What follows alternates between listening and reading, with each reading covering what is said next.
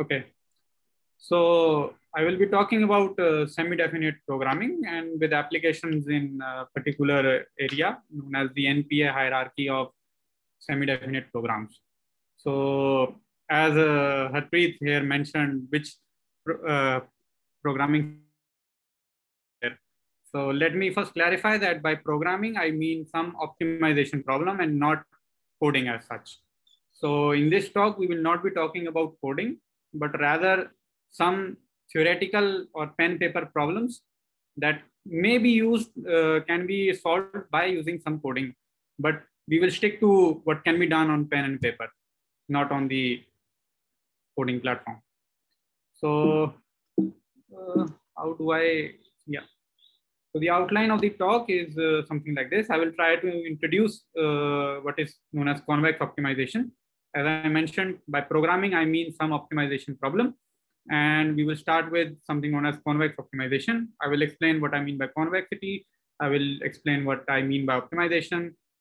And then we will try to go somewhat deeper into semi-definite programming or semi-definite optimization. Since both these topics are purely mathematical, I will try to explain some scenarios using small examples. Most of these examples will be trivial or something which you might have done. So I will try to keep it friendly, user-friendly, something like that, and try to explain what exactly is optimization and how it is done generally regarding in quantum theory only. And at the end of the day, I will try to conclude with one big example, this paper by Navascu, Spironio, and Asin, the NPA hierarchy of semi-definite programs, and it has been well received by the community, and it has immense applications in various other fields of quantum information theory. So as mentioned, all of the above will be in the context of quantum theory, since we are mainly interested in quantum technologies here. So let us start with what exactly is optimization. So any sort of optimization problem is of the form where we want to minimize a function, let's say f naught x, and we are given some constraints, fix less than equal to some bi's, and these constraints could be m number of constraints. So we are not saying it's just one constraint, two constraints, any number of constraints we can have. And here the vectors x1 to xn, we call them as the optimization variables. And fi's here, we call them as the constraints. And f naught, the function we call as the objective function, which we want to minimize. So the optimization will take place over the optimization variables. And what we want to minimize is the objective function. And at the end of the day, we will have some solution. And in optimization community, it's generally represented by x star. So this solution is the one which minimizes the objective function. Okay, I hope the idea is clear what is an optimization problem, and we will proceed on to how it can be solved. So there are two cases here. Either the solution is feasible, meaning the value x star that we get, it exists, and at least a single x star exists such that it satisfies the constraints that we have. So the constraints, let me remind you, are the fix less than equal to bi. So x star should satisfy all of these constraints. And if there exists a single x, then the solution is feasible. And if no x exists, then we term as it as an infeasible solution. Okay. So as a simple example, let us consider the least square function. So f naught x here is given by least square, where ai's, bi's are real numbers here. And in this case, we want to minimize the least squares. And as you can see, we have no constraints here. So such problems are also part of optimization problems. And these problems are known as unconstrained problems, where there are no constraints as such. And it can be easily solved. And we know one of the techniques to solve such kind of problems is to just take the derivative with respect to x, right? Put it to 0, and then calculate at what value of x does that derivative equals 0. So then we can check whether that particular value of x gives us a minima or a maxima, and then we can proceed on. So the technique that we have learned, all have learned, is same for optimization here also. So that is for linear optimization. But things become tricky when we are not interested in just vectors. We are also interested in matrices. So how do you take, let's say, a function of matrices and find out its minimum value or maximum value? How do you take derivatives of matrices and so on and so forth? So just currently here basically minimum and maximum. So with a minimum, you mean a global minimum or a local minimum? What? Since the problem is unconstrained, optimization. So since the problem is unconstrained, it will be a global minimum of this function. Okay, but in the previous problem, because in optimization, you always end up with some mostly local minimas.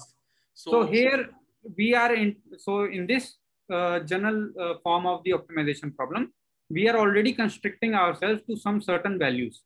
So f of fix is less than equal to bi. So don't worry, I will come to more examples of such form. So consider this example, for example. The function right now is cos theta, right? And our optimization variable is theta. And it is constrained by a box constraint. And it lies between 0 and pi, right? Obviously, if we take over all theta, then we will have several local maximas or minimas. But since we are constricting it between 0 and pi, we will have a finite number of maximas and minimas. So in this case, we can again solve the problem by taking derivative with respect to theta, putting it 0, and then finding whether it gives us a maxima or a minima. So my point here is that we all have solved such problems at one point or the another. And most of these problems have been done by taking the optimization variables as vectors and not matrices. So the point that I want to make here is that in this talk, we will try to see how it can be generalized to matrices and more specifically to positive semi-definite matrices. So another example where we take, let's say, talking about matrices, we have, let's say, the function right now is the trace function, and our optimization variable is, let's say, some matrix X, right? And our objective function is trace of X, and we want to find the supremum value of this function. But now we have two constraints. The first constraint is an equality constraint, which states that the matrix is equal to our identity and over a 5-dimensional Hilbert space, let's say. Furthermore, another constraint we have that X is greater than equal to 0. I mean, this is just a trivial example for the time being. And as you can see, it allows only a single solution, which gives us X star equal to identity. And the alpha value is 5. So before I proceed, I would like to mention that here I am taking supremum and here I am taking minimum or maximum, for example. There is actually a subtle difference between these two. I'm not sure if many of you know, but if you want to go towards this field, let's say semi-definite programming, then the difference becomes very important. So one should note that when you can reach the maximum value of an objective function, then we will say that we are maximizing over that function. However, if that maximum value cannot be reached, for example, in a limit, you can get closer and closer to that value, but you can never reach that value, then you will say supremum. And in this field, if you are saying that our program implies, let's say, we are minimizing over a function, then you have to give a proof that the value can be attained. For example, in this case, the cos theta value, it can be attained at and the value is 0, you know that. But sometimes it may be the case that you cannot attain this value and only reach closer and closer to that value. In that case, you have to say supremum or infimum and not maximum or minimum. So let us move on to linear programs. So they are similar, in which the objective function is a linear function. C transpose X is linear in the optimization variables. And the constraints that we have, they are also linear in the optimization variables. And again, I want to mention, we have all seen such kind of problems in mathematics, in classical mechanics, and so on and so forth. So one should not be afraid of when we go to convex optimization, things will be very much similar. So what do we mean by convex optimization? So what is convexity actually? So before we go towards convexity, the point that I want to make here is that we have all looked at linear programs, and if either or both the objective or constraints are non-linear, then the optimization is termed as nonlinear. So there was a huge shift in paradigm when this field came up, looking at nonlinear programs. And it was found that they are extremely hard to solve, and there are no effective methods to solve them. And there are some examples where even working with 10 variables makes the problem impossible to actually solve the problem.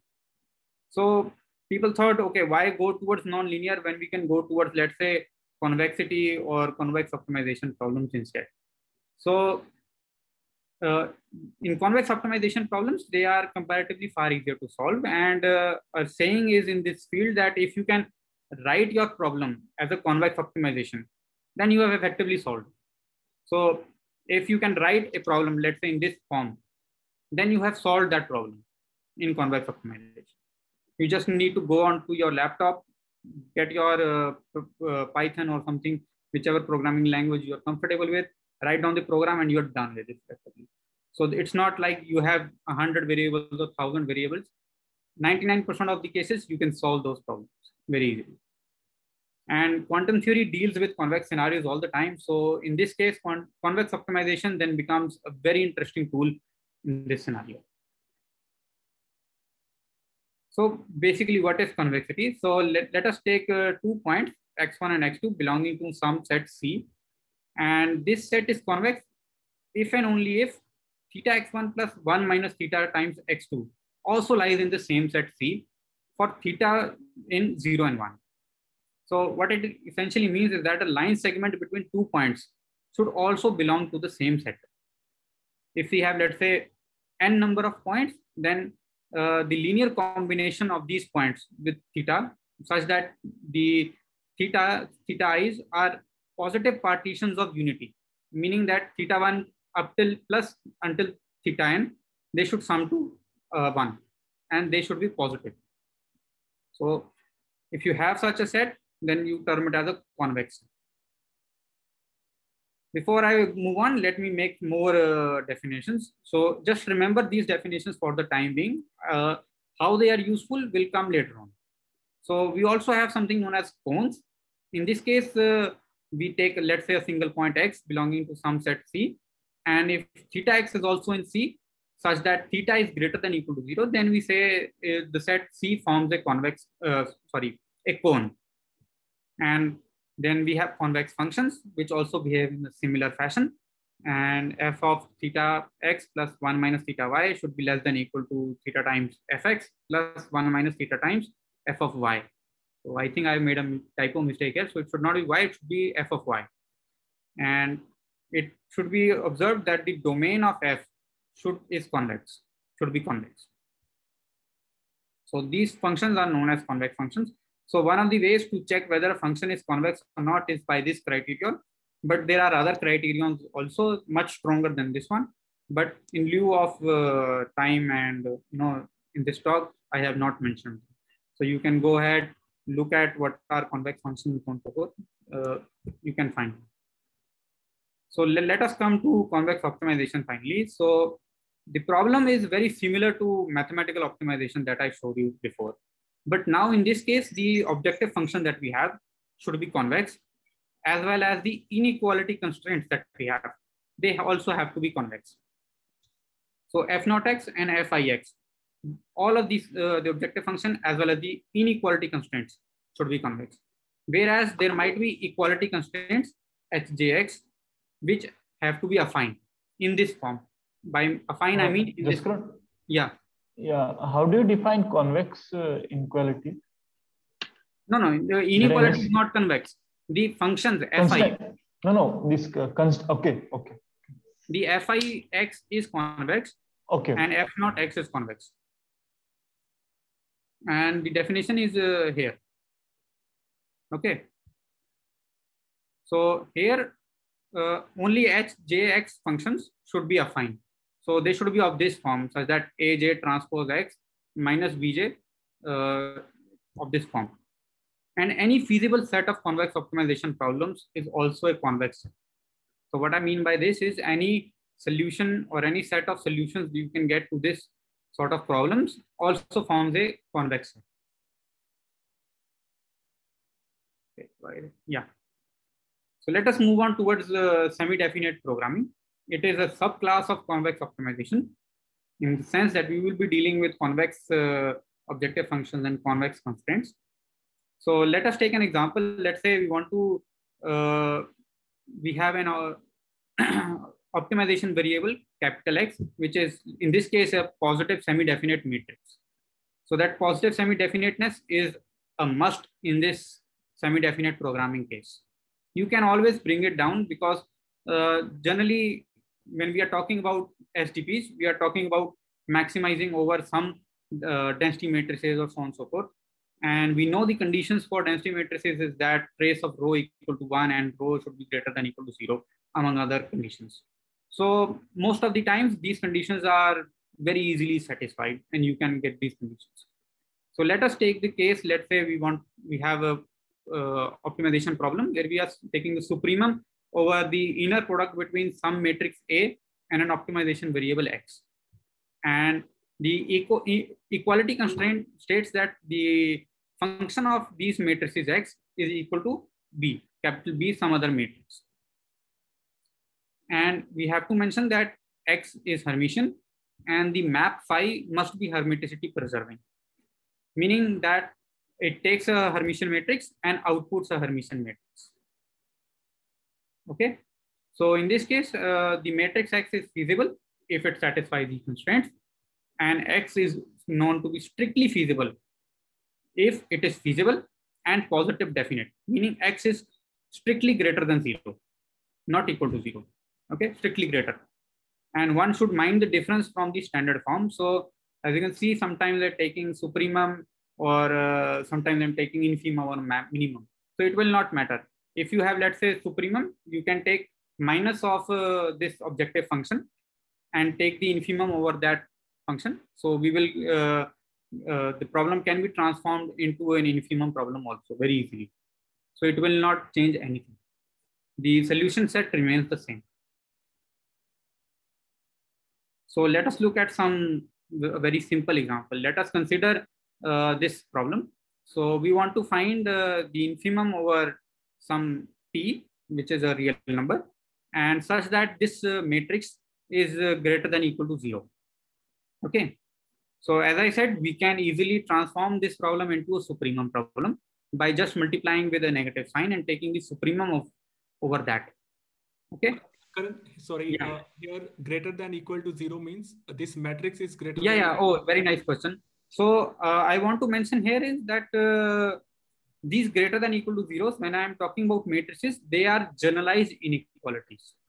And I will come to what I mean by generalized inequalities. But for the time being, you can assume that the eigenvalues for this matrix, they are positive, greater than equal to 0. For the time being, just assume that the eigenvalues for this matrix are greater than equal to 0. And I will give you a much more exact definition of these generalized inequalities in a few moments. So you mean this matrix is a kind of a density matrix? No, it can be anything, not like a density matrix. For a density matrix, I would require t plus s equal to 1. Yeah. But I don't have that condition in this particular example. Yes. Okay. But you can always normalize it and you can make, okay. But the problem does not require normalization. I mean, the problem is just this. You have to find the minimum value of t such that this particular matrix is greater than equal to 0. I mean, that's the problem. Okay, so for the time being, I assume that eigenvalue should be greater than equal to 0. Yeah. Okay, thank you. So as you can see here, we reach two conditions when trying to solve this. S and t both must be greater than equal to 0, and the product of them should be greater than equal to 1. And what this essentially means is that t should be strictly greater than 0. So one of the feasible solutions to this problem is that take s is equal to k and t equal to 1 by k. However, it should be noted alpha is 0 in this case because there does not exist any optimal solution. This t equal to 0 cannot be reached. We cannot put k equal to 0 here and t will be infinite in that case. So there is no optimal solution to this problem, but there are feasible solutions which satisfy the constraints. So when we are talking about semi-definite programming, we generally talk about something which is known as our primal program and something which is known as our dual program. So the primal program is just what you have seen here. This example is, let's say, a primal program, and one can construct a dual program to that. I will come to what I mean by dual and so on and so forth. So for the time being, you should see that in the dual program, there are some variables which are occurring, let's say B and A, which are also there in the primal program. So B and A are what is supplied by the user. Okay. And these are not the optimization variables. The optimization variables is X and Y. So X is in the primal program and Y is in the dual program. Another difference is that while in the primal, we are taking a supremum. In the dual, we are taking an infimum. Okay. And the third and the most important difference between them is the function, the affine function that we have, phi of X equal to B in the primal. And in the dual, we have a conjugate of that function, phi star Y minus S is equal to A. I will also tell what is phi star, the conjugate of a function. Okay. Just what I mean to, yeah. What is this small y when you get infimum of B and Y? Oh, actually, it should be capital Y, I think. Okay. Small mistake. It should be capital Y here. So, why are we talking about dual SDPs also? Because by analyzing these two programs together, we can characterize the variables X and capital Y without actually solving the SDP. Without actually going to your laptop, writing a code and so on and so forth, we can say something about these variables, whether or not the maximum will be achieved or not, and what sort of maximum or minima should we expect, what are the characteristics of that matrices and so on and so forth. We can say a lot about just analyzing the primal and the dual. And it should be noted, to every primal program, there will always exist a dual program, which you can calculate using this value. So as the doubt raised by Harpreet, so we have to look at what are generalized inequalities. Since we are talking about matrices, one should talk about matrix inequalities, and matrix inequalities, what I call them as generalized inequalities for the time being. And these generalized inequalities are defined over cones, the definition that I gave earlier. So as we know, we can say, for example, if you have, let's say, two numbers, and let's say, for example, 3 and 4, we know that 3 is less than equal to 4. They lie on the real line, and we can easily see that, okay, 3 comes before 4, so it is less than equal to 4. However, that is not the case in matrices. How can you say whether a particular matrix is less than the other matrix?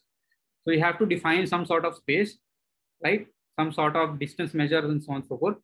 And we see it in standard approaches to use the cone set of matrices when they belong to a cone, and then define these inequalities over that cone. I know it is very definition heavy, but for the time being, you can see it in this fashion. So let us assume there are two matrices A and B, and we would like to say that A is less than equal to B. Then essentially what we mean is that A minus B should be less than equal to 0. Okay. And if you can show that, then of course A is less than B, otherwise no. Okay. And by less than equal to 0, I mean that the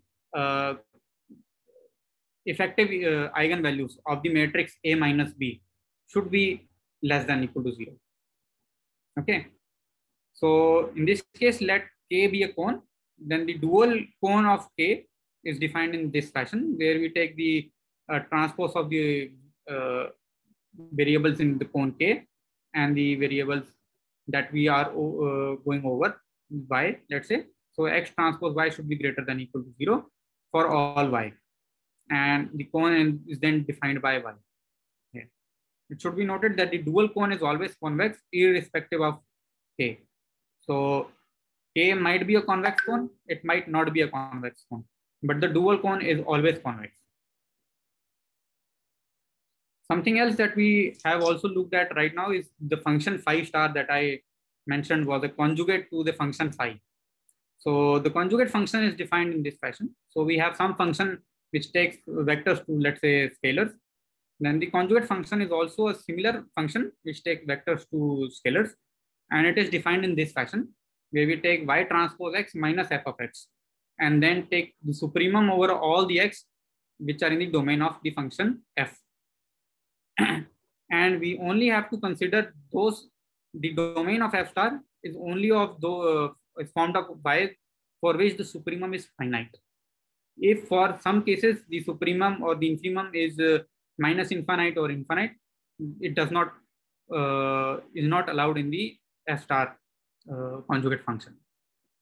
What I want to say here is that you have already seen these functions if you have attended classical mechanics. Exactly. So this is the Legendre transformation exactly if the function f is differentiable. So the going from Lagrangian to Hamiltonian is actually what we're doing is taking a conjugate function of the Lagrangian, which gives us the Hamiltonian. So coming back to our semi-definite programming. So as I mentioned, we have a primal problem and we have a dual problem corresponding to that. So we took a very trivial example where we took the trace of x and we are supremum over this trace x, where x is just the identity matrix and x is greater than or equal to 0. And we saw that the solution for this is just 5 corresponding to x is equal to identity 5. Going to the dual problem, we see that the dual problem also admits a solution which gives us the same value, beta is equal to 5 for y is equal to identity and s is equal to 0. So here we see that alpha is equal to beta. I mean, the primal solution and the dual solution, they give us the exact same values. So is it actually a coincidence or something like that?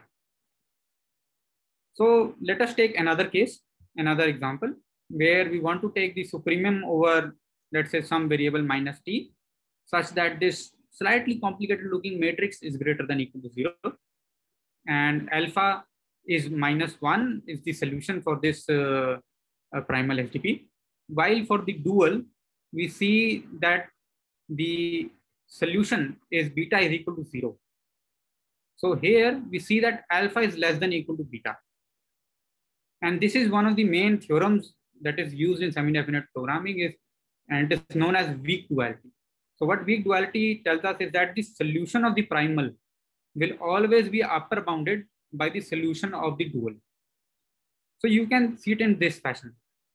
If you are solving the primal, you are trying to achieve a maximum of some function, while the solution of the dual, the solution of the primal cannot be larger than the solution of the dual.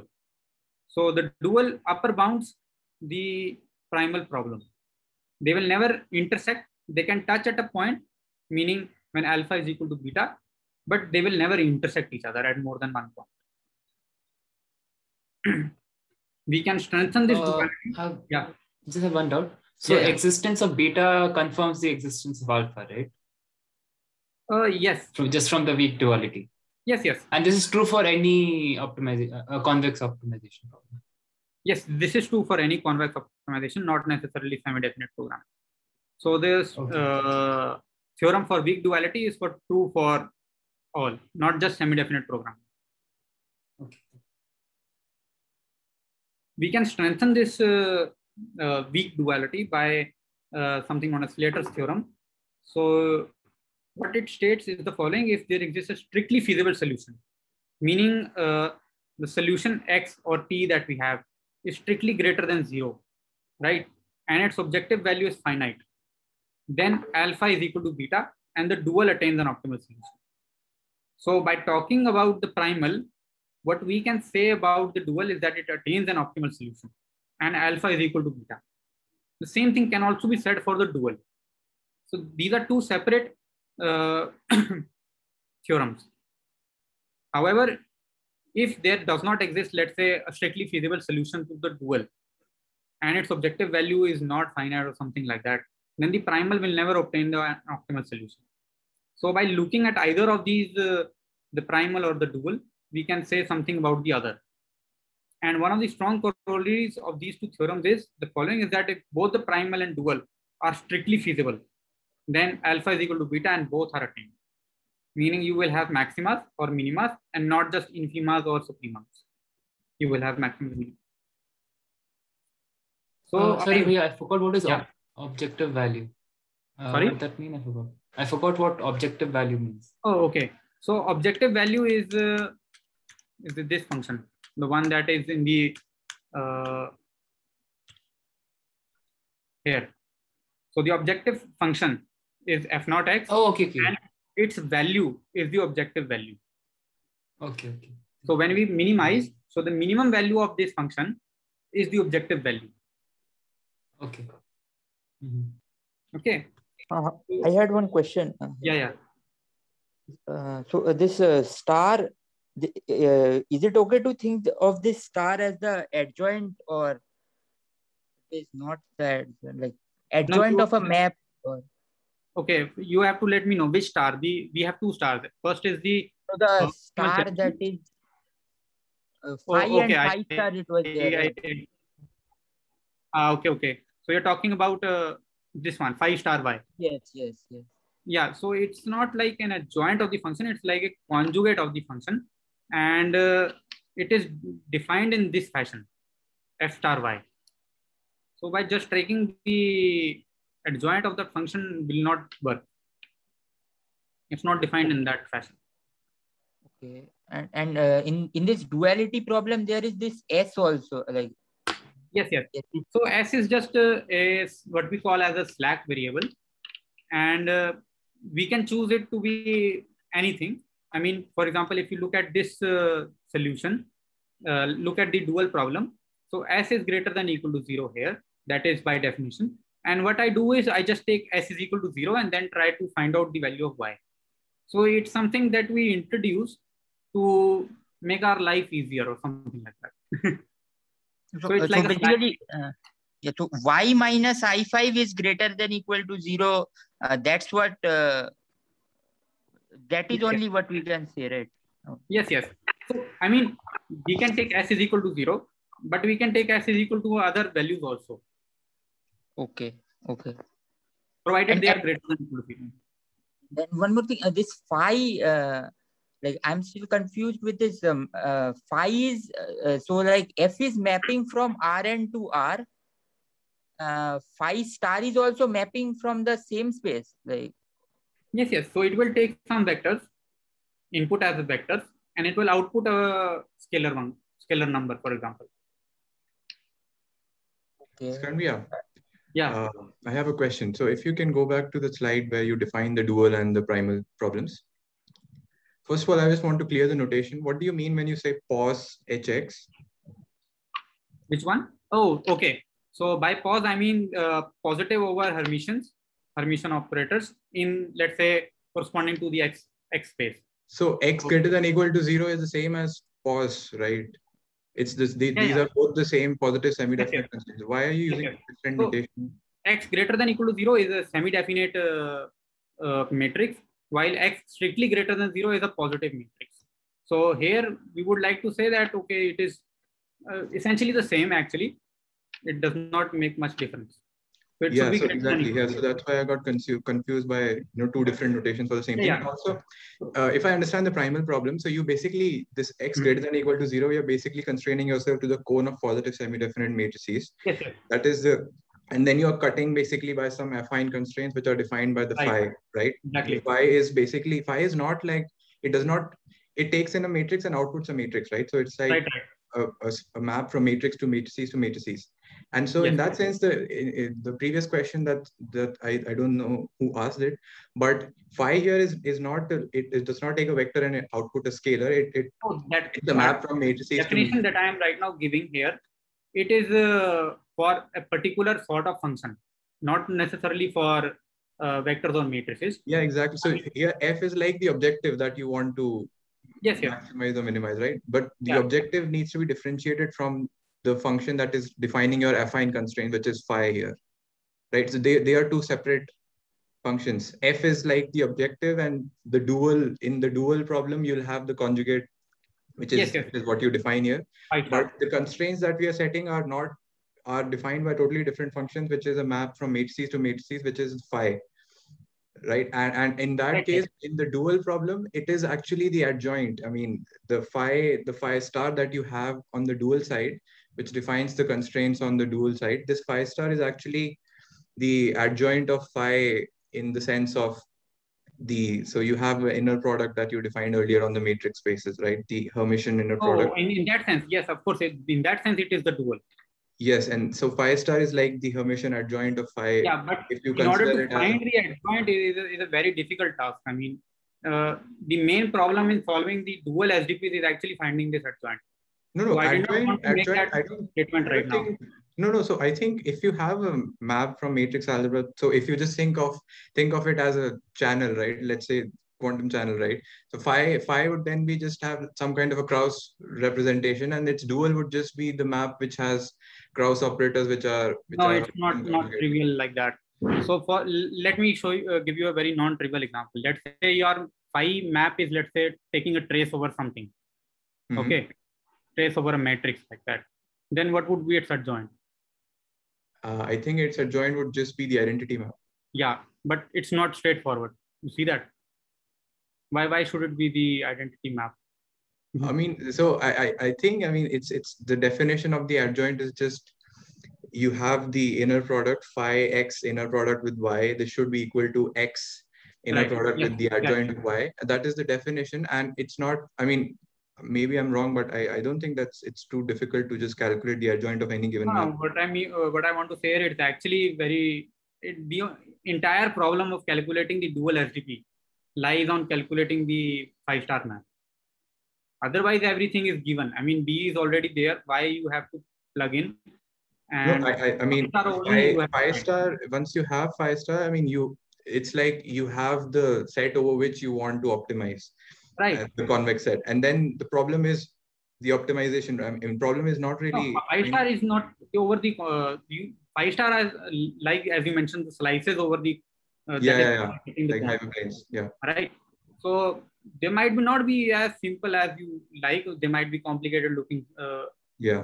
Terms like, for example, you might have logs, determinants, or something like that. So what I want to make clear it, it's not trivial. I mean, to calculate phi star y. Okay. Yeah, will you be giving some examples? Maybe then we can see it later. Yeah. So I think I have this example. Where is that? Yeah. So you can look at this example, for example. So here, let's say that the phi star over this T is something of this this matrix, and it should be greater than or equal to 0. So B in this case is 0, and the conjugate of this function is then found out to be like this.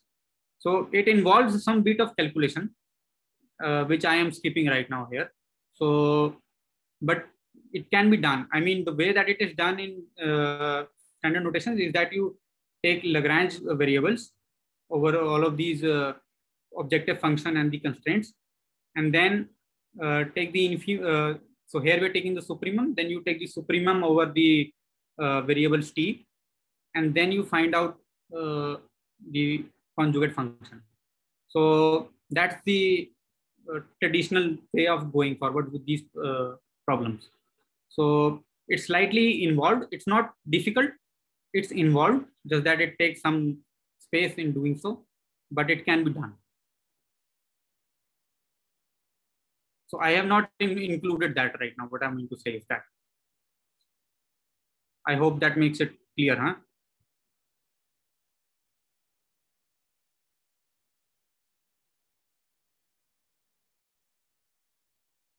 Hello? Yeah, I think it is okay now for me. Yeah, so the point here is it can be done, right? There is a way to do that using Lagrange variables, just that it is involved. It's some calculation. It will not, I mean, benefit the talk any. Okay.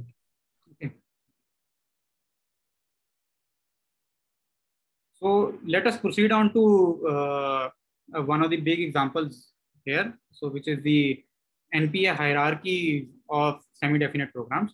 So at first I thought I will review the entire paper, and but I thought maybe let us stick to the results which are corresponding to semi-definite programs, and we will stick to that. So there are a few results of these papers that I will not be going into, for example, the stopping criteria and so on and so forth. But the main idea of this paper I will try to convey. So this paper deals with the problem that you are given some statistics P, so some probability distributions you are given, and then you are asked the question, does there exist a quantum state and measurements that reproduce these statistics P? So you have to say, okay, for example, if I give you a probability distributions, a set of probability distributions, you need to construct a quantum state as well as certain measurements that will give you this distribution, the entire set of distributions. The point that I want to make here is that you are unconstrained on the dimensions of the Hilbert space you are using. You can use infinitely higher dimensional Hilbert space. That is not a problem. And the motivation of this problem is that we can single out quantum correlations from a huge class of generalized probabilities. So given a class of generalized probabilities, you can say, okay, there are a set of probabilities which admit a quantum description, and there is a set of probabilities which do not admit quantum description. And one of the applications of such a problem is that it can be used to find out maximum values of Bell-like inequalities in the quantum domain, which is an extremely difficult problem. In fact, the maximum values of the Bell-CHSH scenario is only found by Siversen. The other Bell-like inequalities, you have to rely on some numerical approaches or so on and so forth. Although this is also a numerical approach, but it gives a very nice way of characterizing these maximum values. So let us talk about a set of behaviors. So we have two parties, Alice and Bob, and each of these parties gets some input X and Y respectively, and they output some small and small v respectively. So the probability to obtain the outcome A and B, given that the parties got the inputs X and Y, the set of these, I call them as a set of behaviors. Okay. So in the rest of the talk, such a set will be called as behaviors, and I will be omitting capital X and capital Y from this time onwards. So you should remember that these are actually conditional probabilities. So what are quantum behaviors? And a behavior P is quantum if we can have a pure state psi and a set of projective measurements for Alice and Bob such that it reproduces the statistics PAV in this fashion using the Born rule. So a point I want to make here is that we are using pure states and projective measurements because we have put no constraints on the dimension of the Hilbert space. So if you give me, let's say, POVM, for example, then I can go to a higher dimensional Hilbert space and construct a projective value measure corresponding to that POVM. And I will use that for calculation of these statistics. The same can be said for mixed states as well. And okay, I have one doubt here. Yeah. Why is this called quantum? Is it something like, so for example, isn't there any constraint of commutation here or something like that? No. Can you repeat the question? So for example, you have these projectors EA and EB, right? Right. To describe the measurement. So, right. I mean, because you're calling this distribution a quantum distribution, doesn't that necessitate the fact that E and EB should not commute? Or something like some constraint like that should be there, no? No, they can commute. They can commute, they cannot commute. I mean, we are not putting any constraints right now on the... Because you're calling it quantum. So for example, if I take my psi to be zero state, that's like a logical zero also you can take, right? Which is classical. And my projectors become, say, both are EA to 1, state 1 or something like that. So that is completely classical. I mean, that's just a bit flip. Yeah, that is fine. I mean, the point here I want to make is every classical behavior can be explained by a quantum behavior. Okay. Not vice versa. Okay. So not every quantum behavior can be explained by a classical behavior. Right. Okay. So you can have behaviors that will violate Bell's inequalities, for instance, right? And we know that no classical behavior can simulate such behaviors. So we can have quantum behaviors where these operators may commute, they may not commute. I mean, we will put some constraints on them, but not right now. Okay. So right now there is no constraint on the dimension of the Hilbert space. And another point to be noted is that we are not using the notion of tensor product here right now. So we will be working with commutation relationships and so on and so forth. Why are you emphasizing the notion of tensor product here? Yeah, so there is an open problem in quantum theory even yet, and it is a very NP hard problem, I think, to characterize whether the set of correlations arising from a tensor product structure are a subset or a proper subset of the correlations arising from commutation relationships. So for example, you can have, let's say, Alice and Bob, and instead of sharing a bipartite state, Alice prepares some state psi, makes some measurements on this state, and then sends it to Bob, who performs some measurements on this state, let's say. So here, the structure that we will have would be for X commutes with Y or not. We will be speaking about such scenarios. If X commutes with Y, then X commutation Y is 0. If not, then so on and so forth, right? So the set of correlations that will arise from such a scenario is actually a bigger set of correlations than the ones which are arising from when Alice is using a separate state and Bob is using a separate state.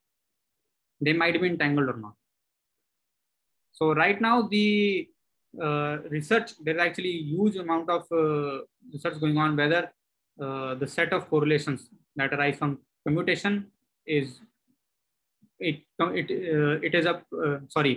the correlations arising from tensor product is a proper subset of correlations arising from commutation relationships. Recently, there was a paper by these guys, the group where Atul joined. Vidik. Yeah, Vidik. From Vidik, where they showed that this is actually the case, that tensor product correlations are a proper subset. Okay. But physically, there is a difference. In non-tensor product state, we cannot have time space-like measurements, right? We can include that, but we generally don't. Okay, we will discuss that. Okay. So now we introduce some conditions on these operators. So conditions that we introduce are very general. We want them to be Hermitian, and if they are, let's say, outcomes to a particular measurement, then we want them to be orthogonal because we are considering projective measurements. And if the two parties are performing measurements on, let's say, E and EB, then we want them to commute, right? And we will say the correlations that are arising from such conditions, they belong to set quantum. So only when we have a behavior P for a state psi, measurement operators, so on and so forth, we will say that the behavior P belongs to a set Q or the quantum set Q. Next, let us define a set of operators and sequences. So let E or calligraphic E be the union of two sets of measurement operators with Alice and Bob. And this is for all measurement settings that they have. And let OIs be the set of linear combination of products of operators in E, calligraphic E. So this set includes, let's say, products like EA into EB and so on and so forth. Okay. And next we define a set of all linearly independent inequalities of this particular form. Okay. So right now you don't need to worry about how we got this form, just that this characterizes all set of linearly independent inequalities, and even Bell inequalities or something like that are a subset of these independent inequalities. So the main result of this paper is that the behavior is quantum if there exists an n cross n complex Hermitian positive semi-definite matrix gamma such that it satisfies these conditions, right? And in this case, gamma is called the certificate. If you notice, we require that the gamma matrix should be positive semi-definite, and we have some set of conditions, right? So in order to find such certificates, we can use semi-definite programming.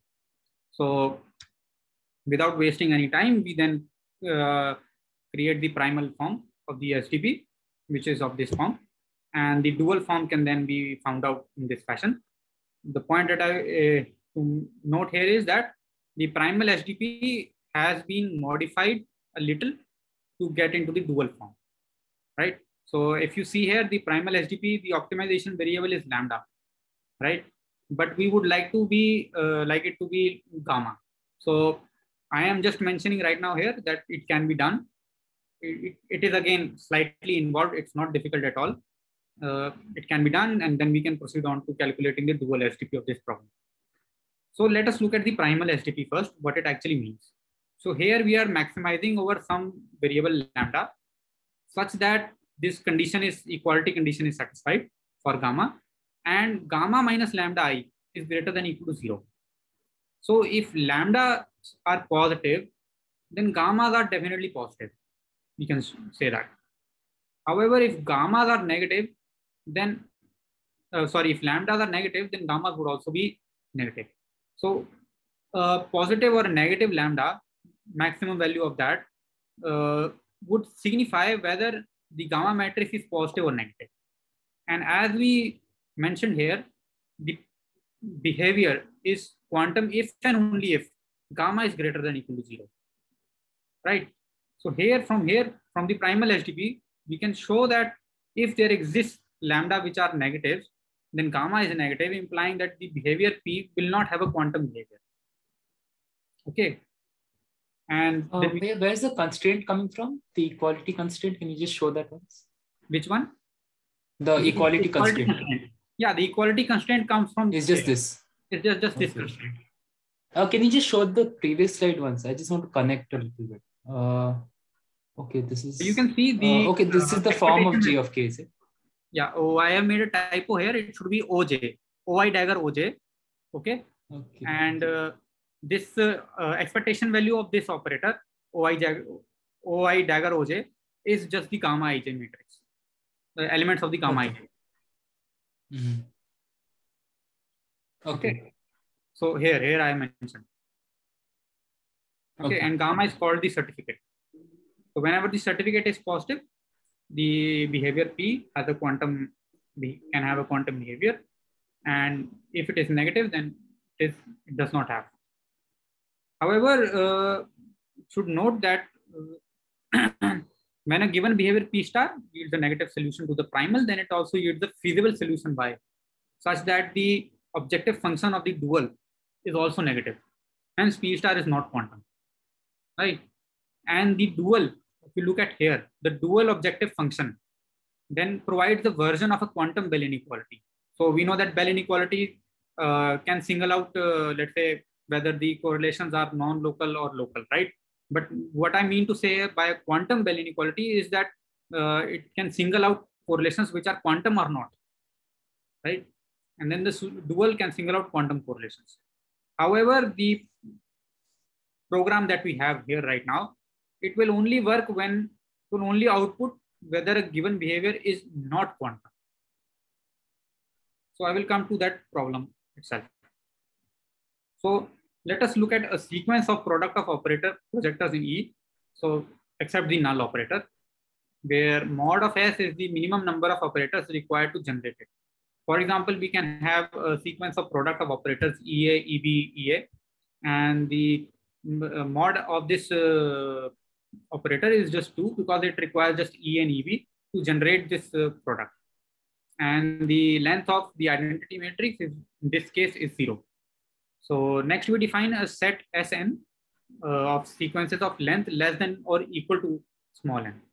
So for example, S0 is just the identity matrix. S1 includes S0 as well as single outcomes of Alice and union with Bob, and so on and so forth. So we can construct certificates corresponding to S1, S2, S3, and so on and so forth. So the test of whether a behavior is quantum or not proceeds as follows. So you first check the certificate gamma 1 corresponding to the set of sequences S1. right?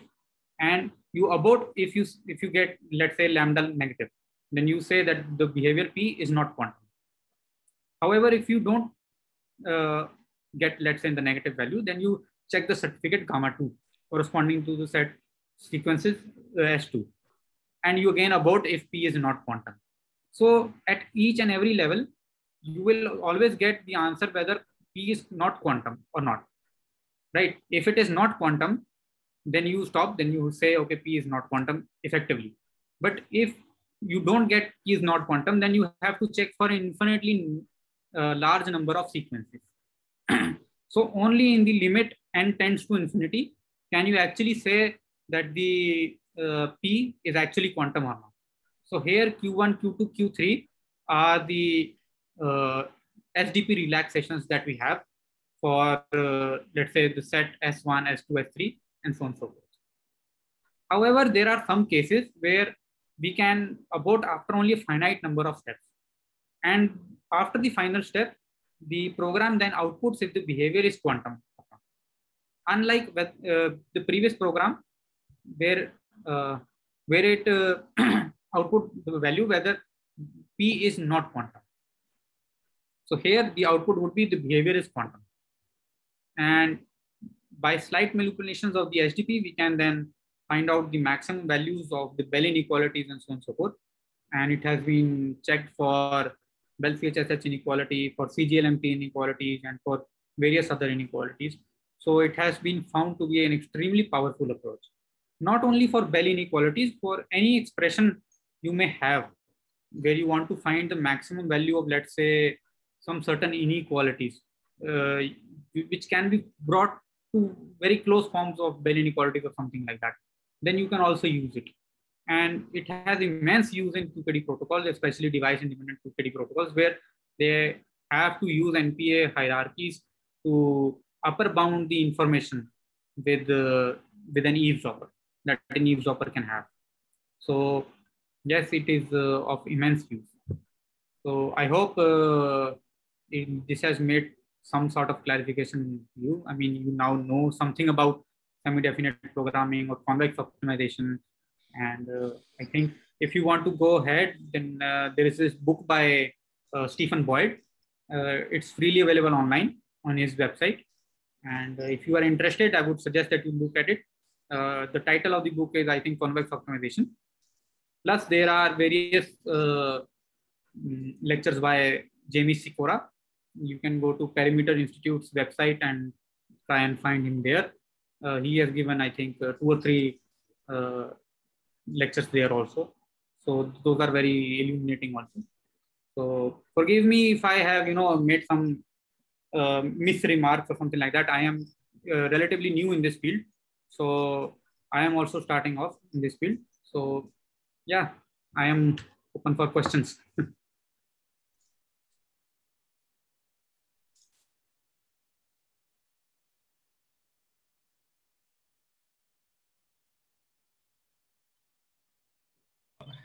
Jaskaran, so where we can use practically this semi-definite definite programming? Okay, so for example, let's say practical problem means. Yeah. For example, let's say I am now giving a very particular example. So you want to discriminate between two states, for example.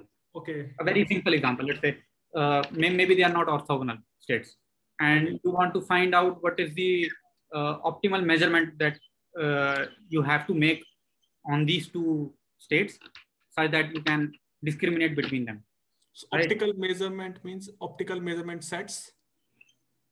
No, optimal. Basic, what do you mean by optimal measurement? So by optimal, I mean to say is that if you can do it with a probability extremely close to 1.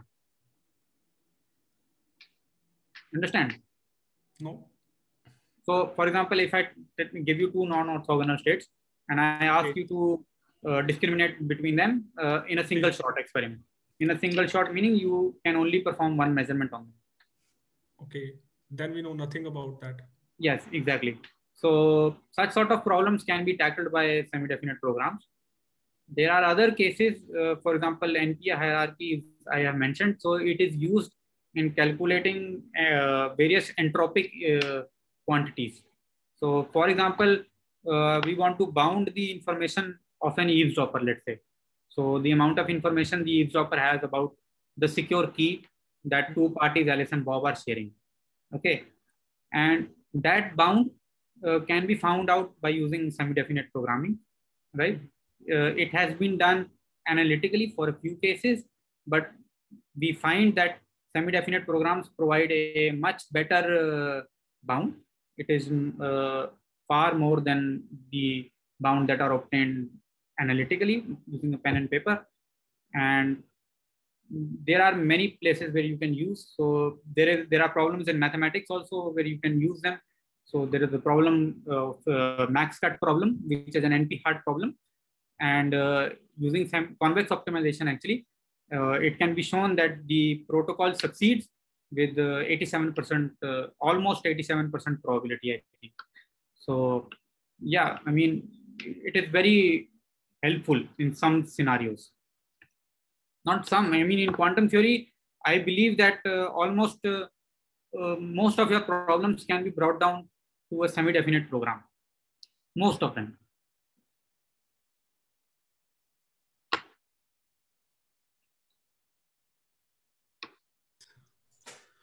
Yeah, I have one question. Yeah. Okay, no, you go. No, we please continue. Okay. Okay. My question, can you go to the slide where you gave the constraints for the quantum paths to define what quantum is? After this, this one? No. I think. You mean this one? Yeah, this one. Yeah. So can you tell me the logic behind this? I mean, so these. Oh, yeah. These just correspond to just projective measurements. Okay. So all that I want to say from these 3 points is that the measurements are projective measurements. Okay. That's all good. Right. Since we are not putting any constraints on the dimension of the Hilbert space, we can work with projective measurements. So these conditions are for that. Okay. Fine. Yeah. So that's all. Okay.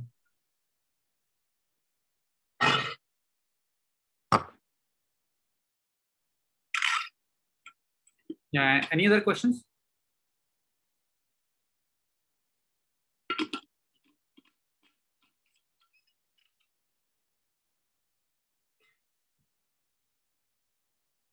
I hope you guys got an idea of what is meant by semi-definite programs, right?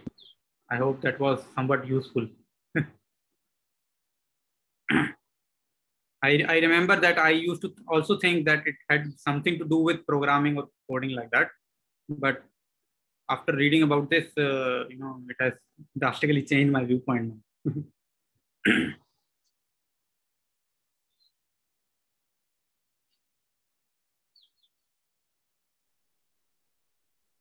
So if there are no more questions, maybe we can conclude.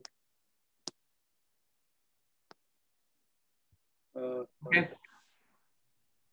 Any other questions? Last time. Yeah, okay. So thank you, Bhaiya, and thanks for such a nice talk. I really got the idea of what are STPs.